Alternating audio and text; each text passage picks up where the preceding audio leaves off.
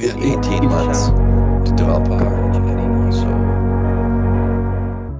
Hello everyone and welcome to my educational platform.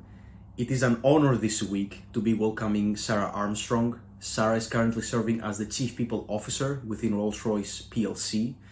She leads the global strategy for people and culture, and she's also responsible for the development of leadership and of talent within the organization. She has over 25 years of experience working across multiple industries to help define and deliver effective people and HR strategies with a very strong commercial focus.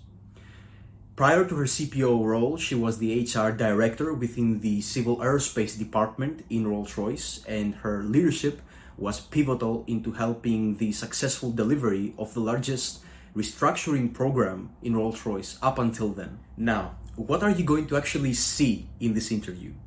Sarah will take us through a journey of her major career challenges, the difficult decisions, and the qualities and good practices of a great people leader.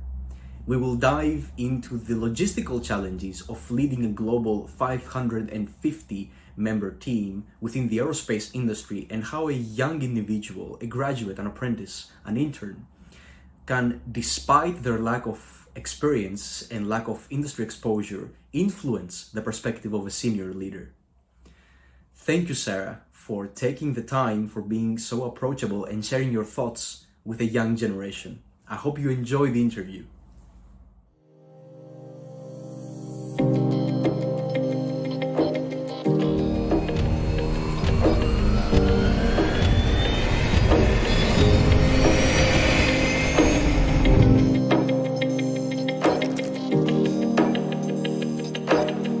You have to ask yourself that question of, how do I get the business back to a high performance level, and how do I therefore protect as many jobs as I can for the future, and actually how do I create an environment where there can hopefully be even more jobs in the future.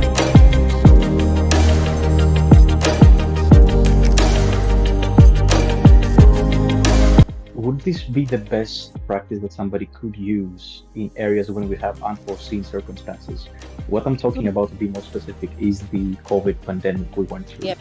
So Yep. you were placed in a position where you had to effectively lead hybrid or remote teams. Yes. There's no access to people through these kind of unforeseen circumstances. Which was your most powerful weapon through that period? I think acknowledging that we didn't know how to deal with what we faced during that period, and therefore you were going to make mistakes as you went.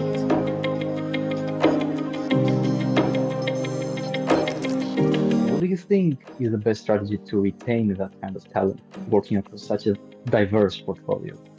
Yeah, it's a really good question. I think the first thing you've got to do is step back and remind yourself what talent means in the environment you find yourself in.